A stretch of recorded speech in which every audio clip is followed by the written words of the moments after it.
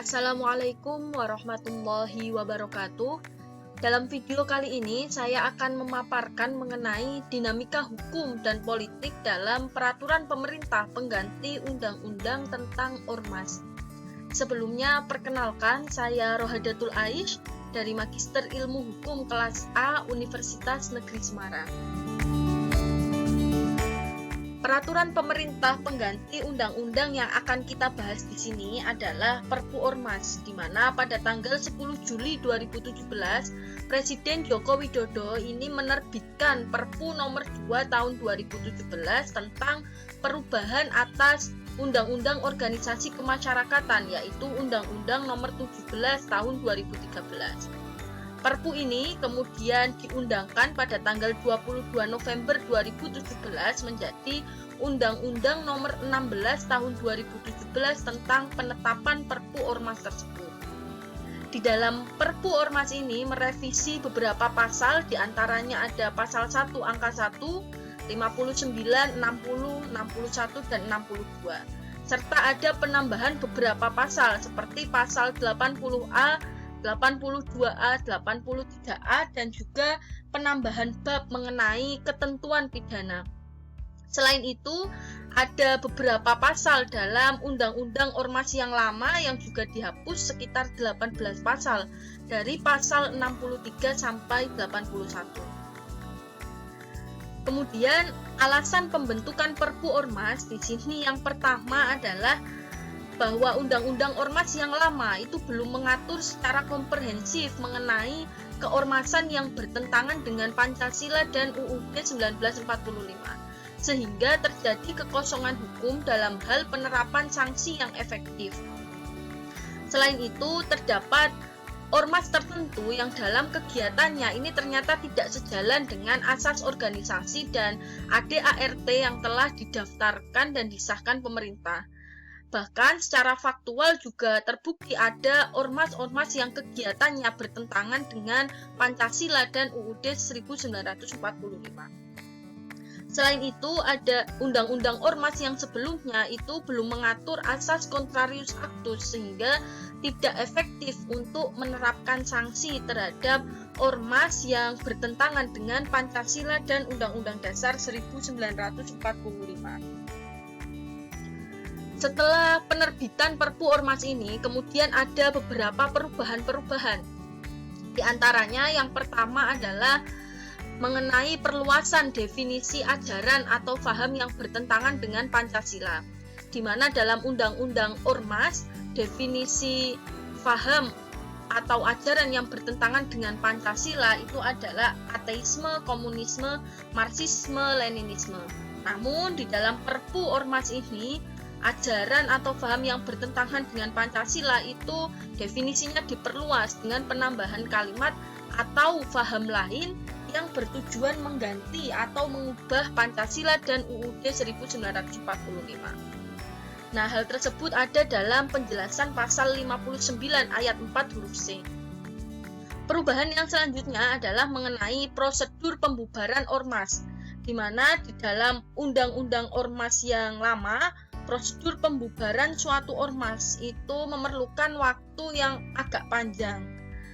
Nah, dalam Perpu Ormas ini menyederhanakan penerapan sanksi administratif kepada ormas yang melakukan pelanggaran, yaitu peringatan tertulis dalam jangka waktu 7 hari, kemudian penghentian kegiatan, pencabutan surat keterangan terdaftar atau pencabutan status badan hukum yang sekaligus berarti membubarkan ormas yang bersangkutan oleh Kementerian Hukum dan HAM. Dalam Undang-Undang Ormas yang sebelumnya, peringatan tertulis itu pun berjenjang. Tidak hanya satu kali peringatan, dari peringatan 1 sampai peringatan ketiga, dan setiap peringatan tersebut diberikan jangka waktu 30 hari. Selain itu, pencabutan surat keterangan terdaftar atau pencabutan status badan hukum itu juga bisa dijatuhkan setelah adanya putusan pengadilan yang telah memperoleh kekuatan hukum tetap. Selanjutnya ada asas contrarius actus. Asas tersebut menyatakan bahwa lembaga yang mengeluarkan izin atau yang memberikan pengesahan ormas juga mempunyai wewenang untuk mencabut atau membatalkannya. Jadi pencabutan surat keterangan terdaftar atau status badan hukum suatu ormas bisa langsung dilakukan oleh Kementerian Hukum dan Hak Asasi Manusia atau Menteri Dalam Negeri. Nah, penerbitan Perpu Ormas ini juga menimbulkan polemik dan pro kontra pada saat itu. Kita ketahui terdapat beberapa aksi demonstrasi yang dilakukan oleh ormas-ormas tertentu. Nah, kelompok kontra ini berpendapat bahwa dengan menghapuskan mekanisme peradilan dalam pembubaran suatu ormas itu akan memungkinkan pemerintah mencabut status badan hukum ormas secara sepihak tanpa didahului oleh pemeriksaan di pengadilan. Selain itu, Perpu ini akan memunculkan pemerintahan yang diktator dan dapat memberikan dampak negatif bagi kemerdekaan berserikat dan berkumpul di Indonesia. Wewenang pembubaran ormas yang terpusat dalam kekuasaan eksekutif itu akan menciptakan negara kekuasaan, bukan negara hukum. Selain itu, dengan memperluas definisi mengenai ajaran yang bertentangan dengan Pancasila juga sangat multitafsir dan bisa disalahgunakan menjadi kesewenang-wenangan pemerintah. Sementara dari kelompok pro ini berpendapat bahwa dengan Perpu Ormas ini diharapkan bisa memudahkan pemerintah mengatur ormas yang bertentangan dengan ideologi Pancasila. Karena pembubaran ormas melalui jalur peradilan ini memakan waktu yang sangat lama, dan mekanisme tersebut tidak cukup efektif jika digunakan dalam pembubaran suatu ormas yang dapat mengancam kedaulatan NKRI.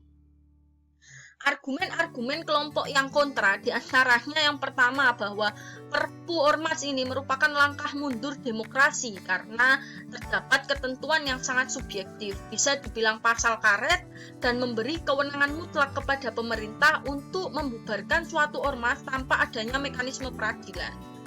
Selain itu, Perpu ini berpotensi memunculkan rezim otoriter dengan menghilangkan peran yudikatif untuk membubarkan ormas dan juga bertentangan dengan demokrasi karena membatasi hak-hak berserikat dan berkumpul yang sudah dijamin oleh konstitusi.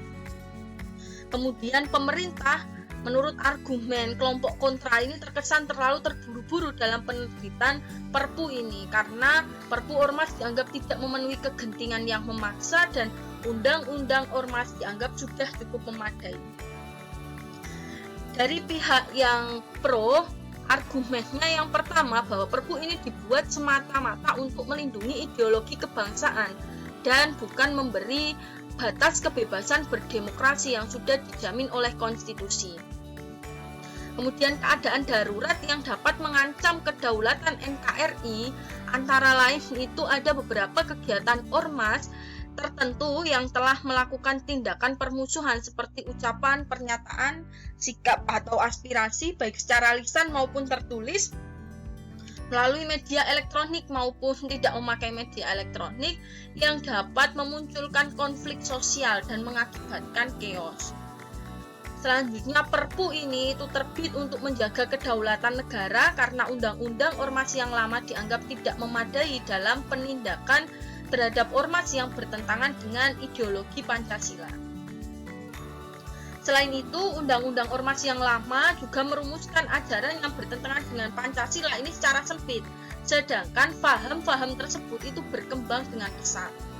Dan yang terakhir, maksud dan tujuan Perpu ini adalah untuk membedakan dan sekaligus melindungi ormas yang mematuhi dan konsisten dengan asas dan tujuan ormas berdasarkan Pancasila dan Undang-Undang Dasar 1945 dan ormas yang asas dan kegiatannya nyata-nyata bertentangan dengan Pancasila dan UUD 1945. Nah, kedua kelompok tersebut ini mempunyai dasar argumen. Yang pertama, kelompok yang pro mendasarkan argumennya pada kedaulatan NKRI. Selain itu untuk mempertahankan Pancasila sebagai ideologi bangsa Indonesia.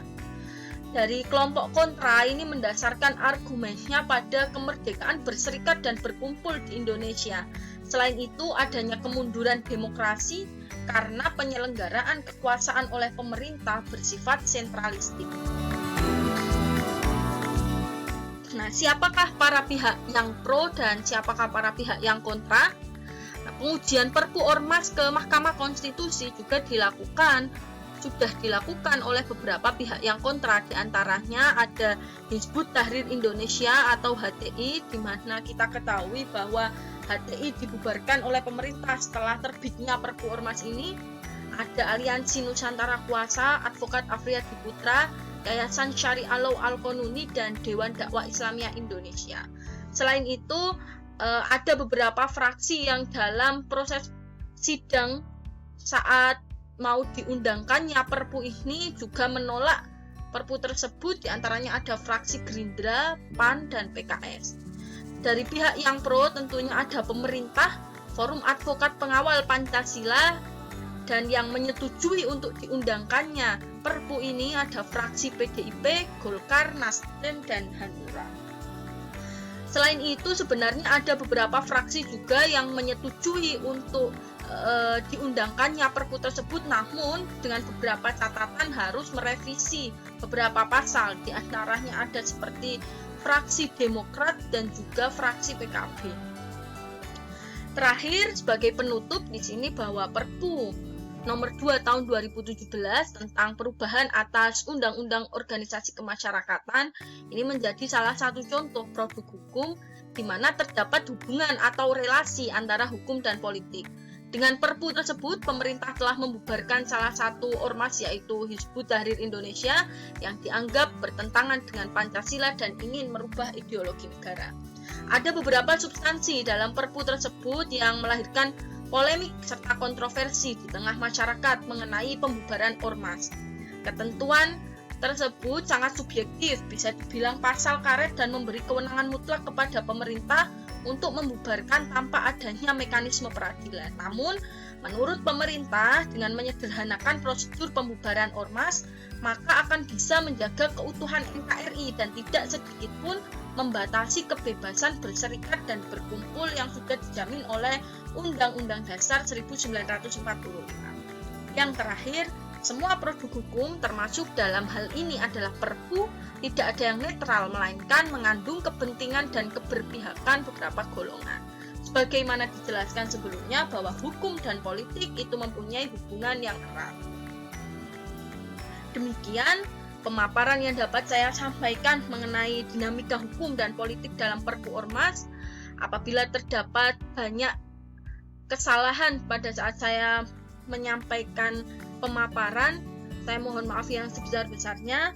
Saya akhiri. Wassalamualaikum warahmatullahi wabarakatuh.